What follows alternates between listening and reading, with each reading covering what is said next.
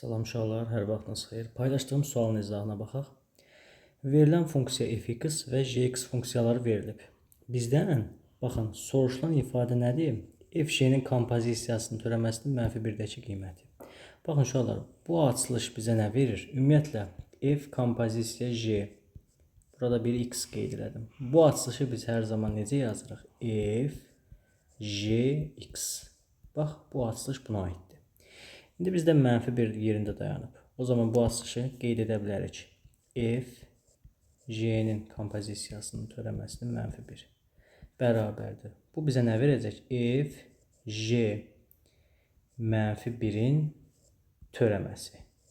İndi fikir verin uşaqlar. Bu bizə nə göstərmək istəyir? Mürəkkəb funksiyanın törəməsi. Mürəkkəb funksiyanın törəməsi. Və bunun açılışı bizə nə verəcək? Yaxşı.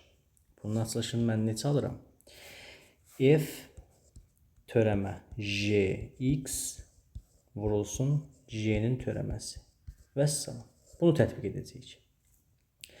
Biz birinci -1 x-ların yerinə yazsam, bu olacaq -1, bu da olacaq -1. İndi fikir ver uşaqlar.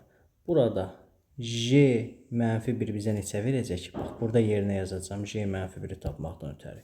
Yazıram g -1. Yerinə yazsam neçə olacaq? -1-in kvadratı çıxılsın 4 vur -1. Bu eləyəcək 1 plus 4, 5. Deməli, bu ifadəni mən aldım 5. Aha.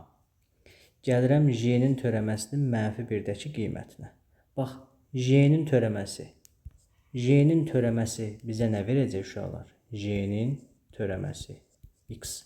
Törəməsini alsam 2x çıxılsın 4. -1 yerinə yazsam, törəmədə -1 yerinə yazsam 2 vur 1 çıx 4. Bu neçə eləyəcək? Deməli, -1 yazdıq da yerinə. 2 vur -1 olacaq -2 çıx 4. Yəni -6. İndi baxın, bu ifadə bizə nə verdi? Bütöv -6-nı verdi. Düzdür? Ən sona bir işimiz qalıb.